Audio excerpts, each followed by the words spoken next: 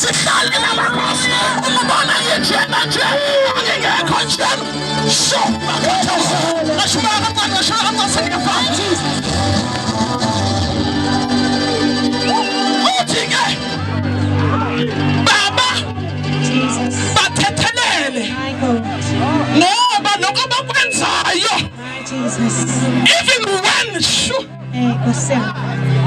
uthi lokho bakwenzayo pastor noma kubuhlungu kimi kodwa kube ingxenye yeplani engilize khona abantu abakushayayo bashaye wena usubuhlungu kanti bakushaya ngestabisi into zothi uma uyifika kuwe ikunyusele phezulu.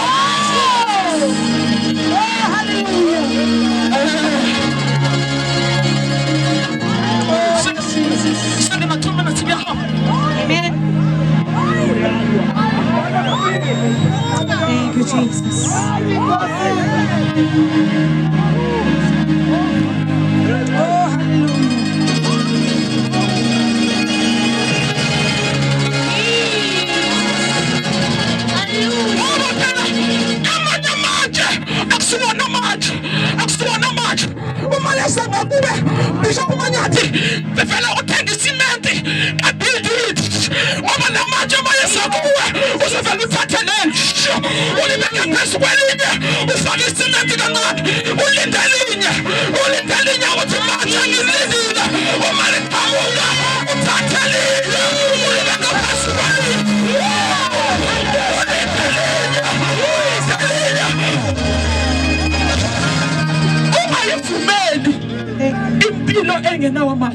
Jesus. Amen.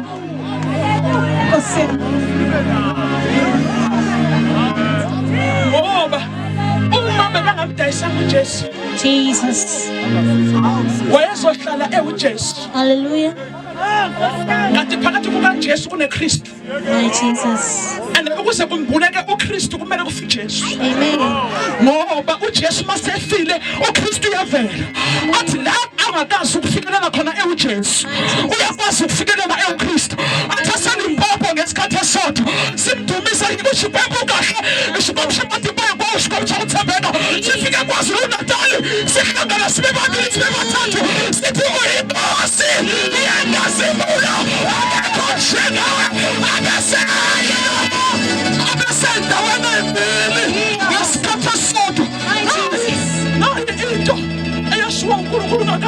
Thank you, Lord.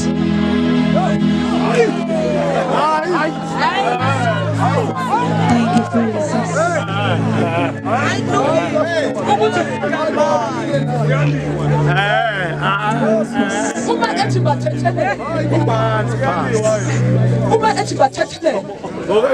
uthi kukhona into engakanguleki kubo phakathi kwama-process eyodwa kunama-results amabili.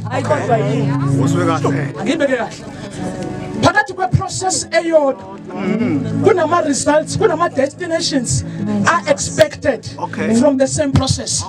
Ngoba uma bembethele bathi uthe uyinkosi yamaJuda so ke sibone ngoba we are putting him to shame. What we are expecting is shame. But in the inside program, in the inside of the process, there is an elevation that comes with the same process. That is why my book and I think kona uti ihora lokukazinyulisa kantatana ya moto amanye wakamaleto ebehlelayo baba bathethelele waba usebenzisa bona ukubengu bekhulu usebenzisa bona ukubanginyuka sebathi ngiyabuzwa ehlebelele inkulu elithi ephakeme nkosi nginyusele phezulu ngizomemezela namhlanje kule ndaba usathane waqaba ngawo ukuthi ibandla lizophela ku-lockdown bakubheka namuhla sivusa indaba emarisbeki ngoba siyaphakama asiyahlali phansi siyaphakama le ndaba liselayo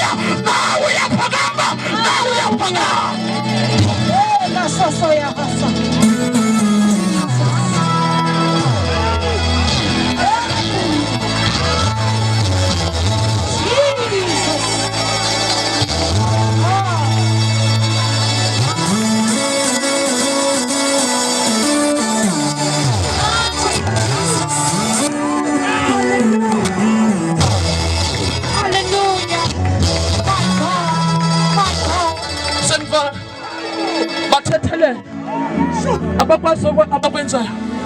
Uma wena ubambela abantu amaduku udilela i-destination abangayintendanga yona, and when you release them, there is something that God intends with the same process. Evela ivuleka ngoba wena ubadedelile. Ngifuna udedela abantu. Udedela abantu mntelema, udedela abantu. Udedela abantu wena kwasiyenza kanje uthi udedela abantu, udedela abantu. I want you to release them because they are not worthy keeping. Out of your suffering, something is coming up. Out of your shame, there is something that is coming up. Emva kwenhlupheko kukhona inkasimulo elithi iBhayibheli, the present sufferings are not worthy to be compared to the glory of the Lord that will be revealed. Ngiyamemezela kule ndaba ngithi uyanyuka baba bathethele.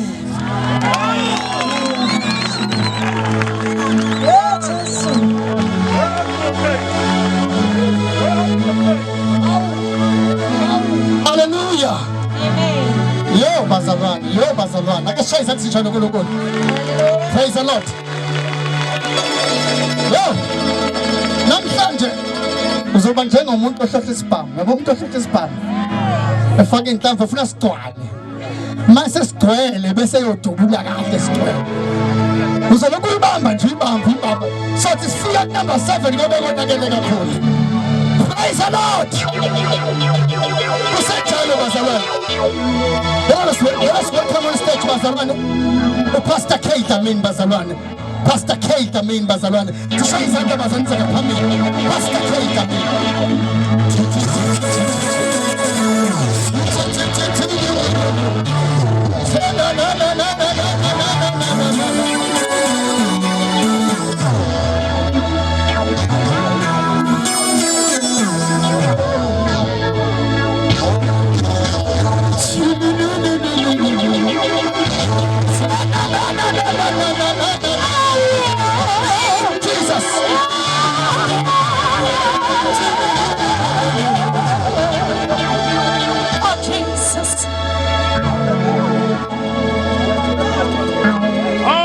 uNkulunkulu wasezulwini ngizathe ngithuba bazalwane senzeni somandla senzeni ngiyabingelela mhlobo umfundisi uPakisi siyambingelela senzeni Thixo nayo yonke team asebenzisanayo sibingelela zonke incwadi zenkosi bafowethu ngifike nabo from Potchefstroom nabanye esisuka nabo eHammersdale nabanye esihlangane nabo la ePietermaritzburg.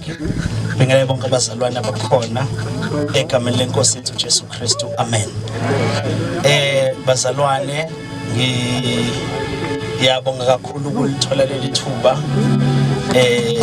Angeve ukuthi mhlawumbe kukhona okungcono engingakusho. Bakhona abantu uNkulunkulu izinto abangasikhuluma ezinamandla kakhulu, kodwa ngiyacela bazalwane ukukhuluma kancane kuleli verse lesibili, Luke chapter number 23. Ayibashumayela abantu la uyabona ukuthi ayikhona sengisabathe ngiqalaza lo ngilandelayo angiphawu onanga ubephambi kwami lo mzalwane bengizolishiyela wena le verse uqale ngalo bese ulandele ngelakho. Ngiyabona ukuthi imntapa ke singathi akona lokho engikujwayele. Yabona bazalwane indaba kaJesu isimanga ngoba iqala before the foundations of the earth. Oh gosh. Moya lapha ensimini eEdeni, one of the things ozoyithola ukuthi kwavela iproblem kwaba sengathi umuntu ofundayo azafikelwe ukumblame uAdam, kuba sengathi le problem evelayo noNkulunkulu iyamangaza. Kanti uPaul uzosilamulela athi before the foundations of the earth the lamb was slain. Lokho kwenza ukuthi ke simbone uNkulunkulu elungisa isolution before the problem. Bese lokho kusilekelela ukuthi sibone ukuthi the solution that was prepared by God attract the problem. So kwasekumele uAdam ukuthi adle ngoba manje sekune solution yokudla kaAdam. nangizwa kodwa bazalwane manje phakisi lo 10 minutes wakho mncane kakhulu usuku uhamba ne-introduction to the verse singakangeni kwi-introduction to the sermon kodwa ke isuka lapho ke lento kuze sofika kahle la eGolgotha athi omunye osuka lana kuneGetsemane elikhona the place of crushing la ucrushwa khona ivine la eqale khona eGetsemane bese kuvela into laphana lento ethi uJesu wakhuleka waduluka ithukuthuku zaze zaba njengegazi bese kuba khona ipica abadala kube ngathi kwaba negazi liseGetsemane kanti kuthiwa zaba kushuthi zaba ndikindi zaba thick njengegazi uthi igazi maliwele emanzini alisheshi lincelwa amanzi njalo umhlabathi so nomjuluko kaJesu ngalesi sikhathi si corrected oba thick njengegazi kodwa la sifika khona bazalwane sifika kanjena ke uJesu ke ubethelwe kunamadoda amabili abethelwe nawo bethelwe nawo istory sami siqala from verse number 35 awushumayela ngoba asewukwazi ukuthi 34 not unless umfundisi wami engiboleka sindlalele ngawo ngoba u34 usinikeza the word of forgiveness bole whereby uJesu